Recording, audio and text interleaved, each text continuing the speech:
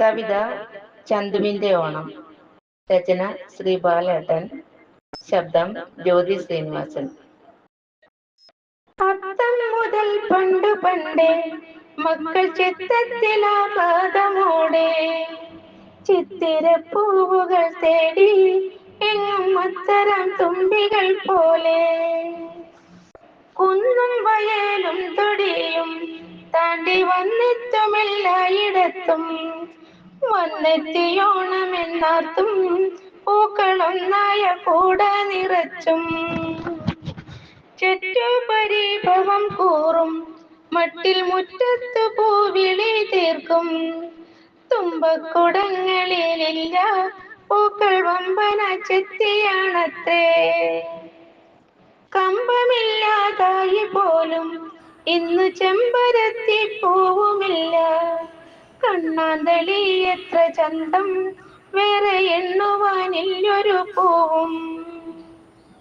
ആറ്റിൻ കരയിലെ വേലിക്കുള്ളിൽ ആറ്റുവഞ്ചിപ്പൂവ് നിൽപ്പോ ഊറ്റമില്ലാർക്കും പറിപ്പാൻ നമ്മിലേറ്റം മിടുക്കനുമൊക്ക. കഷ്ണം മുറിച്ച് തേളാക്കാൻ ഒക്കും കൃഷ്ണ കിരീടവുമാവാം. കാശിത്തുമ്പയ്ക്കെന്തു ചന്തം നോക്കു രാശിക്കടും ചുവപ്പത്രേ. ചന്തുവിൻ വീട്ടിലുണ്ടത്രേ വമ്പൻ നന്ദിയ വട്ടത്തിൻ പൂക്കൾ.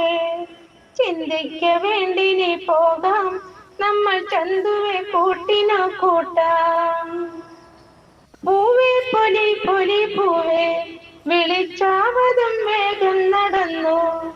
പാവമ ചന്തുവിൻ വീട്ടിൽ കണ്ടു പൂവൊരു വട്ടി നിറച്ചും. പൂവിളി കേൾക്കി ചിരുത എത്തി പാവം കിടാവിന്റെ അമ്മ. ചന്തുവെ കൂട്ടു വിളിക്കാൻ ഞങ്ങൾ ചിന്ത കൂടാതിങ്ങു പോന്നു. കണ്ണീർ തുടച്ചമ്മ ചൊല്ലി തന്റെ തിണ്ണയിൽ പിൻചാരി നിന്നും.